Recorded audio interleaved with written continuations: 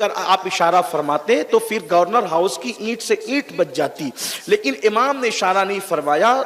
इब्ने जियाद ने यह किया कि जितने शुरफाए कूफा को उसने जमा कर रखा था, उसने कहा कि अगर तुम्हारे ये रिश्तेदार जो गवर्नर हाउस का घेराव किए हुए, अगर इनको यहाँ से नहीं हटाओगे तो मैं तुम्हें कत्ल कर दूंगा। उनकी जब अपनी जान पर बनाई तो उन्होंने अपने अपने कबीलों से और रिश्तेदारों से कहा कि एक काम करो कि तुम यहाँ से हट जाओ, वरना इब्ने जियाद हमें मार डालेगा, और अगर तुमने हमला भी किया हमें बचाने के लिए, हम तक पहुंचने तक तो हम मर जाएंगे, इसलिए कि तुम यहां से हट जाओ। तो जिस कबीले के कायद ने और जिस कबीले के अमीर ने, जिस कबीले के बासर शख्स ने अपने कबीले को कहा, वो सब लोग जालिम इमाम मुस्लिम का साथ छोड़ते छोड़ते छट गए। इमाम मुस्लिम जब गवर्नर हाउस की तरफ बढ़े थे तो 40 या 50 हजार लोग आपके साथ में थे, और जब शाम हो रही थी, मगरिब का वक्त आ रहा था, तो सब लोग छट गए थे और सिर्फ 500 लोग इमाम मुस्लिम के साथ रह गए थे। इमाम मुस्लिम मगरिब की अजान हुई, कूफा की मस्जिद में नमाज के लिए पहुंचे। जब नमाज शुरू की तो उस वक्त तो 500 लोग पीछे खड़े थे, और जब आपने सलाम फेरा तो कोई भी एक भी आदमी आपके साथ न था। इमाम मुस्लिम रदी अल्लाह तआला फूट फूट कर रोते थे, आपकी आंखों में आंसू थे। इमाम मुस्लिम सोचते थे कि या अल्लाह, मैंने तो जो है इमाम अली मकाम इमाम हुसैन को खत लिखा है। क्या हो रहा है भाई? कुछ नहीं हो रहा है, आपकी तवज्जो इस तरफ नहीं, कोई बात नहीं है, आप जिक्र सुनिए, आप एक बार दुरूद शरीफ पढ़ें। बच्चों को आगे बैठाने की मुश्किल यही है कि इन्हें प्यार से मैं इसलिए सोचता हूँ कि आगे बिठाएं कि हमारी कौम का मुस्तकबिल है, लेकिन बहरहाल बच्चे बच्चे हैं। अब यह है कि मजमा देखने की कोई ज़रूरत आपको नहीं है, आपको इधर मिंबर पे देखना चाहिए, और फिर बच्चों के साथ बड़े भी बच्चे बन जाते हैं। और जब लोग पीछे देखते हैं, सभी पीछे देखते हैं। एक बार दुरूद शरीफ पढ़ लें आप, अल्लाह रब्बो, दुरूद शरीफ पढ़े आशिकों की तरह बुलंद आवाज़ से दुरूद शरीफ। अल्लाह रब्बो मुहम्मदिन सल्लल्लाहु अलैहि वसल्लम, नहनु इबाद मुहम्मदिन सल्लल्लाहु अलैहि वसल्लम व अला ज़वी व आलि अबद दुहूर व करम सलातु व सलाम अलैका या जद्दल हसन वल हुसैन व अला आलिका व अस्हाबिका या जद्दल गौस सकलैन।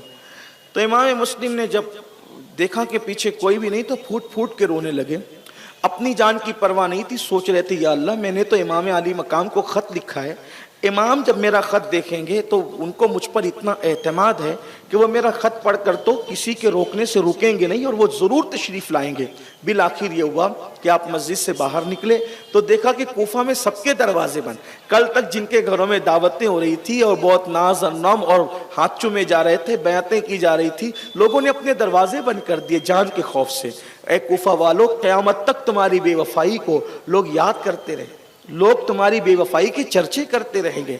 और एक बात आप देखें, आप जब कभी कूफा जाएं तो कूफा में आप हमेशा देखेंगे कोई कितना भी मालदार होगा, उसके चेहरे को कभी आप खिला खिला नहीं देखेंगे। कूफे वालों के चेहरे आज भी ऐसा लगता है कि जैसे उतरे हुए चेहरे हैं, पता नहीं उनके चेहरों पर क्या है। उनके चेहरों को मैंने कभी जो है वो खिला हुआ नहीं देखा, कूफा वालों के चेहरों पे कभी रौनक नहीं देखी, पता नहीं, अल्लाह जाने। इसी तरीके से जो है शामियों का भी हाल है। और आजकल के शामी तो कोई मुजरिम नहीं है, लेकिन इतना ज़रूर है कि नस्लन बादा नस्लिन भी बहुत सारी चीज़ें मुंतकिल होती रहती है, और आले नबी के खून के जो वो हुर्मत को पामाल करने की ये नहूसत है कि जिनके जिनके दामन पर धब्बे हैं, अव्वल तो उनकी नस्लें ख़त्म हुई, और अगर किसी की नस्ल बाकी भी है तो कहीं ना कहीं बराबर वो धब्बा उसकी पेशानी पर आज भी नुमाया है। अल्लाह तबारक व तआला हमें महफूज रखे, हक़ के साथ हक़ का साथ देने की तौफीक अता फरमाए, हक़ बोलने, हक़ को कबूल करने और हक़ को आम करने की अल्लाह ताला हमें तौफीक अता फरमाए। हज़रत इमाम मुस्लिम जो है वो मस्जिद से बाहर निकले तो क्या देखा, लोगों के दरवाजे बंद है। एक दरवाजा खुला है बूढ़ी औरत का, और वो भी दरवाजा उसने किसी के आने के लिए नहीं बल्कि अपने बेटे के इंतजार में जो है वो उसने दरवाजा खुला रखा है। इमाम वहां जाते हैं, पानी की प्यास लगी है। इमाम मुस्लिम कहते हैं बड़ी बी से, क्या तुम मुझे पानी पिला सकती हो? उसने पानी ला करके दिया, पानी पी करके बैठ गए। उसने कहा, अय मुसाफिर, अय अजनबी, आप के चेहरे को देख कर लगता है कि आप बड़े शरीफ हैं, शरीफ खानदान से आपका ताल्लुक है, लेकिन आप पानी तलब किया, पानी पिया, लीजिए और जाइए। आप पानी पी के यहाँ बैठ गए, कैसे गए और क्यों बैठे? तो इमाम ने फरमाया, माई यहाँ मेरा कोई घर नहीं, मैं अजनबी मुसाफिर यहाँ हूँ और मेरा कोई मकान नहीं है। कल तक के मैं घर था, आज मैं बेघर हूँ और मेरा कोई मकान नहीं। उसने पहचाना अंधेरे में, वो पहचान न सकी पहले, लेकिन बाद में उसने, आप इमाम मुस्लिम हैं? जी इमाम मुस्लिम हो। कहा आप एक काम करें, मैं अपने बेटे के लिए मुंतजिर थी, आप घर में तशरीफ लाएं। और इत्तेफाक से उस शरीफ माँ का बदमाश बेटा इब्ने अशअत के दोस्तों में से था। इमाम मुस्लिम को जब उसने अपने घर में पाया तो उसने मुखबिरी कर दी और इब्ने अशअत को बताया। इब्ने अशअत का पूरा नाम मोहम्मद इब्ने अशअत बताया जाता है, लेकिन चूंकि जिस बंदे की भी हम बुराई जब उसकी जिक्र करते हैं और उसका नाम मोहम्मद होता है तो फिर हमें उसका नाम नहीं लेना चाहिए, बल्कि उसके बाप के नाम से या इशारे के नाम बयान करना चाहिए। तो उसका नाम तो था मोहम्मद इब्ने अशअत, लेकिन हम उसको पूरा नाम नहीं लेते, बल्कि उसको क्या कहते हैं? इब्ने अशअत कहते हैं। इसी तरीके से एक साहब का नाम मोहम्मद इब्ने अब्दुल वहाब है, लेकिन हम उसको मोहम्मद इब्ने अब्दुल वहाब नहीं कहते, बल्कि इब्ने अब्दुल वहाब ही कह करके उसको पुकारते हैं। इस तरीके से इसका ख्याल करना चाहिए कि किसी भी तरह से नाम मोहम्मद की बेएहतरामी ना हो, बल्कि अगर किसी का नाम मोहम्मद हो तो उसका नाम लेकर के उसको गाली नहीं देना चाहिए, इसका भी आपको एहतराम करना चाहिए, इज्जत करना चाहिए। अलबत्ता आप जिसको गाली दे रहे हैं तो माज़अल्लाह ये गाली रसूलुल्लाह की तरफ नहीं जाती, क्योंकि आपकी नियत तो इसको देना है, लेकिन जितना अदब में आगे बढ़ोगे उतना अल्लाह तबारक व तआला आपको नवाजेगा। हजारों साल की इबादतें वहां तक नहीं पहुंचाती जहां इंसान को अदब पहुंचाता है। और फिर याद रखना, अल्लाह अकबर, हजारों साल के गुनाह आपको उतना नुकसान नहीं पहुंचाते जितना बेअदबी आपको नुकसान पहुंचाती है। इसलिए बादब बनो, बादब बानसीब, बेअदब बदनसीब, अद्दीन कुल्लुहु अदब। दीन पूरा के पूरा अदब का नाम है। हमारा मजहब अदब, हमारा मसलक अदब, हमारा मशरब अदब, हमारी तहजीब अदब, हमारा तमद्दुन अदब। इसलिए अदब के साथ रहो और अपनी जबान को कंट्रोल में रखो। बहरहाल इब्ने अशअत उस बुढ़िया का बेटा, उस इब्ने अशअत का दोस्त था, जब वो उस बुढ़िया का बेटा, उसने मुखबिरी की और मुखबिरी करने के बाद हजरत सैयदना इमाम मुस्लिम रदी अल्लाह तबारक व तआला को उन लोगों ने जो है गिरफ्तार करने के लिए भेजा। लेकिन आप सुन चुके हैं कि रसूलुल्लाह के घर के हाशमी जवान जो थे, अल्लाह ने उनको बड़ी बहादुरी अता की थी और वो बड़े बहादुर थे। जब वो गिरफ्तार करने के लिए आया तो हजरत सैयदना मुस्लिम इब्ने अकील ने तलवार निकाली और तलवार निकाल कर उनसे मुकाबला फरमाया। जब मुकाबला किया उनसे, उनको ऐसा लगा कि हम इन पर जब वो काबू नहीं पा सकते, तो इब्ने अशअत ने कहा कि मुस्लिम, हमारा इरादा आपसे लड़ने का नहीं है, जंग करने का नहीं है, झगड़ा करने का नहीं है, आप इब्ने जियाद के पास चलिए, बात कीजिए। इमाम मुस्लिम ने फरमाया, मैं भी लड़ना नहीं चाहता, मैं भी लड़ने के लिए नहीं आया, लेकिन बात इतनी है कि जो है वो बगैर लड़े अगर बात हो जाती है तो बहुत अच्छा है। हालांकि जब वो इस लड़ाई के अंदर आपने कई लोगों को कत्ल भी कर दिया था, उन लोगों ने इमाम मुस्लिम को जख्मी भी कर दिया था। जख्मी लहूलहान होने के बावजूद भी इमाम मुस्लिम का उनको खौफ था और उन्होंने कहा, हम आपको अमान देते हैं, हम आपको पनाह देते हैं। हजरत सैयदना इमाम मुस्लिम को उन्होंने कहा, आप सवारी पर बैठे, खच्चर पर बैठे और इब्ने जियाद के पास चले, गवर्नर हाउस चले। हजरत सैयदना इमाम मुस्लिम जैसे खच्चर पर बैठे और चले। ये जब उन्होंने अमान दी थी, अरब वाले जब किसी को अमान देते थे तो अमान देने का मतलब ये होता था कि वो कितना ही बड़ा दुश्मन है, जब अमान दे दी है तब उसके साथ धोखा नहीं करेंगे। अरब वाले जबान के बड़े धनी हुआ करते थे। लेकिन बहरहाल अब वहां तो क्या था कि बुग़्ज़ अहले बैत में इतनी आगे बढ़ गए थे, वो तो कलमा पढ़ाने का एहसान भी भूल गए थे, दीन देने का एहसान भी भूल गए थे। नमाजों के अंदर मोहम्मद और आले मोहम्मद पर दुरूद पढ़ते थे और नमाजों के बाहर साजिशें करते थे। किस कदर हालात बद से बदतर थे। मिंबरों पे बैठ करके मौला मुश्किल कुशा को गालियां दिया करते थे।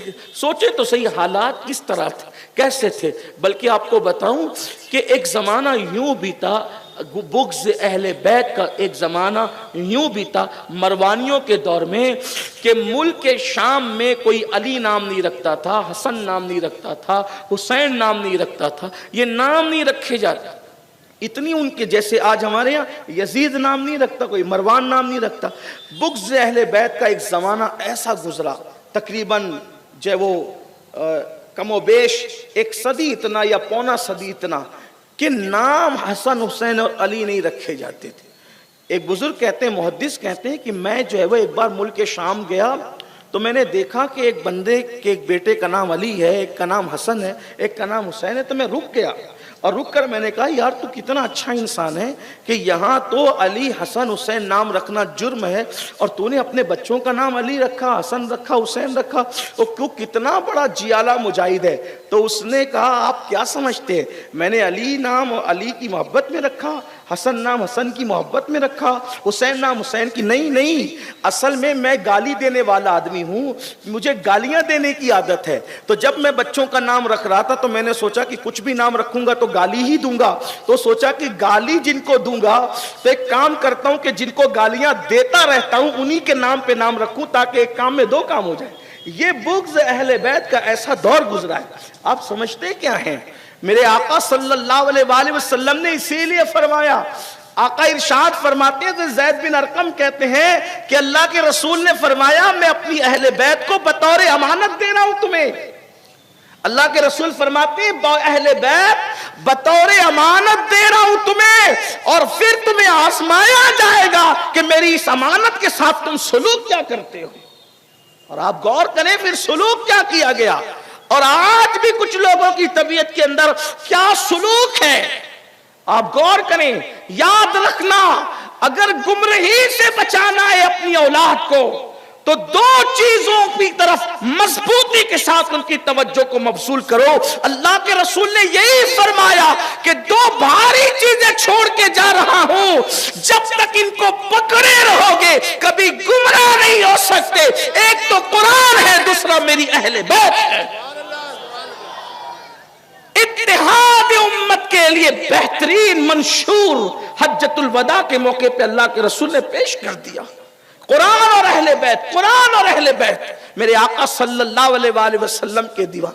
तो ये हालात गुजरे, इसीलिए उम्मत जो है टुकड़ों में तकसीम होती चली गई। हजरत सैयदना इमाम मुस्लिम जब खच्चर पर बैठे तो धीर से आपकी तलवार निकाल ली गई। तलवार निकाली तो आपने बुलंद आवाज से पढ़ा, इन्ना लिल्लाहि व इन्ना इलैहि राजिऊन। इब्ने अशद तो मुझे अमान दे चुका है, तलवार निकालने का क्या मतलब है। और यूं ही मैं जख्मी हूं जब मैं कह चुका कि मेरा इरादा जंग का नहीं है। अलबत्ता जैसे ही हजरत सैयदना इमाम मुस्लिम जो है वो गवर्नर हाउस में पहुंचे तो यजीद इब्ने जियाद फिरौन की तरह तख्त पर बैठा हुआ था। इमाम मुस्लिम जैसे पहुंचे तो ठंडे मटके का, यानी ठंडे पानी का मटका भरा हुआ रखा था। बहुत थक गए थे, जख्मी थे, प्यास लगी थी। आपने फरमाया कि पानी जब वो पिलाओ, तो उसने पानी नहीं दिया। फिर इमाम मुस्लिम को पानी पीने के लिए नहीं दिया। और उसके बाद उसने जब हजरत इमाम मुस्लिम से गुफ्तगू की तो उसने कहा कि आपकी जान इसी तरह से बख्शी जा सकती है कि आप हुसैन को और उसके बाप को लानत करे, गालियां दे। आप हजरत इमाम मुस्लिम ने फरमाया कि मैं वल्लाह मरना पसंद करता हूं, मैं लानत करता हूं तुझ पर और तेरे बाप पर। यह जुरत थी उनके अंदर।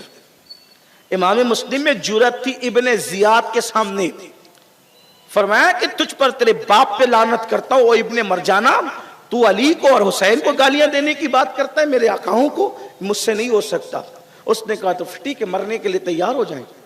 तो इमाम मुस्लिम ने कहा कि ठीक है। और आपने फिर जो है वो कुछ वसीयतें फरमाई।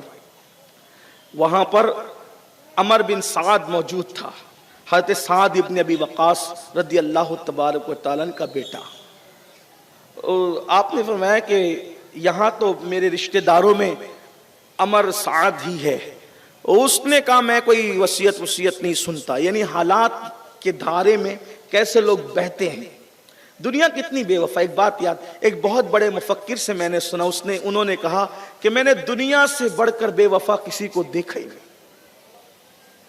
दुनिया पे कभी भरोसा मत करना। इमाम कहते हैं शहद दिखाए, जहर पिलाए, कातिल डाइन शौहर कुश, इस मुर्दार पे क्या ललचाया, दुनिया देखी भाली है, सूना जंगल रात अंधेरी, छाई बदली काली है, सोने वालों जागते रहियो, चोरों की रखवाली है, कभी दुनिया से जी मत लगाना, कभी दुनिया से वफा की उम्मीद न करना। प्यार सबसे करो, मोहब्बत सबसे करो, अखलाक के साथ सबसे पेश आओ, सबके साथ रिश्ता रखो, ताल्लुक रखो, लेकिन वफा की उम्मीद किसी से न रखो। दिल लगाना है तो अल्लाह से और उसके रसूल से दिल लगाओ, इसलिए कि दुनिया ने कैसे कैसों को धोखा दिया, कैसी कैसी हस्तियों। आप गौर करें, इमाम हुसैन को धोखा दिया गया, मौला अली को धोखा दिया गया, अल्लाह अकबर, हजरत सैयदना इमाम मुस्लिम को धोखा दिया गया, गाजी अब्बास को धोखा दिया, कितनी बड़ी बड़ी हस्तियों को लोगों ने धोखा दिया। हम कौन है मेरे भाई? बल्कि अल्लाह अकबर, लोगों ने रसूलुल्लाह सल्लल्लाहु अलैहि वसल्लम को तक धोखा देने की कोशिश की।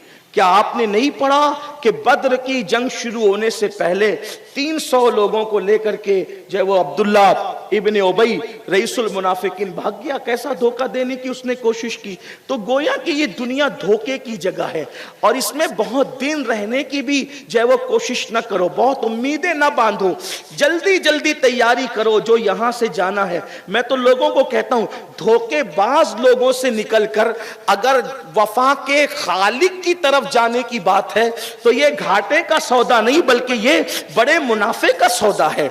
जब वो आर्टिफिशियल मोहब्बतों का इजहार करने वालों से निकलकर सच्ची और मुखलिस मोहब्बत को पैदा करने वाले खुदा व रसूल की तरफ जाना है तो ये किस कदर फायदे का सौदा है। अल्लाह अकबर। लेकिन इंसान दुनिया में फंसा हुआ है। बहरहाल तो आपने वसीयत की बात की तो कहा मैं कोई वसीयत नहीं सुनता। इब्ने जियाद ने हंसते हंसते कहा यार तुम्हारी रिश्तेदारी सुन लो, अमल करना नहीं करना तो अब बात की बात है। अलबत्ता अमर साहब ने फिर वसीयत सुनी इमाम मुस्लिम को, फिर उसके बाद गवर्नर हाउस के ऊपर ले जाया गया। इमाम दुरूद शरीफ पढ़ रहे थे और बहुत फूट फूट के रो रहे थे। इब्ने जियाद हंसते हुए कहता है मौत सामने देखकर बहादुर भी रोते हैं। तो इमाम मुस्लिम ने फरमाया वल्लाह मैं मौत को सामने देखकर नहीं रो रहा हूं, मैंने इमाम हुसैन को खत लिखा है कि हालात अच्छे आप आ जाएं और वो मुझ पर इतना एतमाद करते हैं कि वो जब मेरा खत पढ़ेंगे तो जरूर आएंगे और वो बाल बच्चों के साथ आएंगे, बीबियों के साथ आएंगे। मैं उनको ये अंजाम सोच करके रो रहा हूं। और फिर उसके बाद इमाम में मुस्लिम ने जो है बुलंद आवाज से दुरूद शरीफ पढ़ा और कहा काश मुझे बात कोई मेरे इमाम तक पहुंचा दे। इमाम आप ना आए, इन कूफियों ने हमेशा की तरह बेवफाई की है। अल्लाह अकबर। और फिर उसके बाद हजरत सैयदना इमाम मुस्लिम दुरूद शरीफ और कलेमा शरीफ पढ़ रहे थे कि आपकी गर्दन को जो है जल्लाद के जरिए से तलवार से काट दिया गया और फिर आपका सर लेकर के आपके वजूद नास को कूफा के गवर्नर हाउस से जमीन पर डाल दिया गया और आपकी लाश चकनाचूर हो गई। ये पहली शहादत थी गोया के करबला की शहादतों में से। इन्ना लिल्लाहि व इन्ना इलैहि राजिऊन। और उसके बाद वो चकनाचूर बदन जो गवर्नर हाउस से गिरा करके जमीन पर डाल करके हड्डियों को चूर चूर किया गया था, अल्लाह अकबर, उसको बाजारों के अंदर लटकाया गया और सर को पूरे कूफा में फिराया गया। जो यजीद की मुखालफत करेगा उसका ये अंजाम होगा। और इमाम मुस्लिम रदी अल्लाह तबारक व तआला अन्हु का जसद अतहर कई दिन तक के जो वो बाजार कूफा में लटका रहा। एक बात आपसे कहूं, दुश्मन तो अपनी दिल की भड़ास निकाल रहा था लेकिन अहलुल बैत के लटकते हुए जिस्म धूप और हवाओं के अंदर भी तरोताजा थे। हजरत हामिद मुस्तफाबादी ने बहुत अच्छी अक्कासी की, कहते हैं कि मोहम्मद मुस्तफ़ा के बाग के सब फूल ऐसे हैं, मोहम्मद मुस्तफ़ा के बाग के सब फूल ऐसे हैं जो बिन पानी के तर रहते हैं, मुरझाया नहीं करते, जो बिन पानी के तर रहते हैं मुरझाया नहीं करते। पूरा कूफा अल्लाह अकबर बेवफाई की जद में था। ऐ कूफा वालों, क़यामत तक तुम्हारी मेहमान नवाजी को याद किया जाएगा धोखेबाजी के हवाले से। इमाम मुस्लिम का सर फिराया जा रहा है, कूफे के बाजार में जिस्म लटका हुआ है। और उसके बाद जब शाम होकर के रात सी अपनी जुल्फों को कूफा के उस बेवफा लोगों के ऊपर डालती है और रात तारीख हो जाती है। घर में सन्नाटा था, खौफ हिरास में लोग डूबे हुए थे। इब्ने जियाद के जो है वो महल के अंदर, बल्कि गवर्नर हाउस के अंदर जश्न का समा था। हुसैन के नायब को, हुसैन के मोतमद को हमने काट दिया और पूरा कूफा खौफ और हिरास में डूबा है। ऐसे में एक घर में चिराग जल रहा था और उस घर में हजरत काजी शुरेह जो मौलाए कायनात के शागिर्द भी थे, काजी शुरेह हजरत मोहम्मद और इब्राहिम को अपने पास बिठाकर सर पे हाथ फेरते, प्यार करते, मोहब्बत करते, सोचते या अल्लाह उस जालिम इब्ने जियाद ने ऐलान किया है कि मुस्लिम के बेटे भी उसके साथ थे, जिसके पास मिल जाए मैं मुंह मांगा इनाम दूंगा, यजीद से भी कुछ दिलाऊंगा, और अगर जो है वो किसी के घर मिल जाए, किसी ने पनाह दे रखी है तो मैं उसे कत्ल कर दूंगा। काजी शुरे ने सोचा ये जालिम लोग हैं, नन्हे नन्हे बच्चे 6 और 8 साल की उम्र है। मैं हुजूर सदुल फाजिल और अल्लामा अरशदुल कादिर रईसुत तहरीर की तहकीक पर एतमाद करते हुए आगे बढ़ूं और उन्हीं की तहरीर से इस्तिफादा करते हुए मैं आपके सामने इन नन्ही शहादतों को भी पेश करूं। अल्लाह अकबर। हजरत काजी शुरेह ने उन बच्चों को, शहजादों को सर पे हाथ फेरा, माथा चूमा, प्यार किया तो दोनों शहजादों ने कहा काजी साहब इस तरह से आधी रात के बाद हमें नींद से उठा करके प्यार करना, मोहब्बत करना और बार बार सर पे हाथ फेरना, दरअसल ये हमारे खानदान के अंदर रिवायत है कि जब बच्चे यतीम हो जाते हैं तो उनके सर पे इसी तरह हाथ फेरा जाता है, प्यार दिया जाता है। क्या हमारे बाबा न रहे, हम यतीम हो गए? काजी शुरेह ने उनको सीने से लगाया, सीने से लगा करके फूट फूट कर रोने लगे और ये इत्तिला दिल पर, सीने पर पत्थर रख करके दी, ऐ खानदान नबुव्वत की मासूम कलियों, हाँ हाँ तुम्हारा बाबा आज जामे शहादत नोश कर चुका। कूफा वालों ने तुम्हारे बाबा के साथ बेवफाई की, मैं पहले भी, कल भी और इससे पहले सालों में बयान कर चुका हूं। खानदान नबुव्वत के जिन शहजादों को हम बचपने की वजह से मासूम कहेंगे वो सिर्फ और सिर्फ लुग़वी माना में कहेंगे, जिसको हुजूर रईसुल कलम अल्लामा अरशदुल कादरी ने जिस माना में अपनी किताब में लिखा। रही बात रवाफिज जिस माना में कहते हैं, उस माना में कहने की न हमारी मंशा है, न हमारी मुराद है और न हमारा वो अकीदा है। बहरहाल हजरत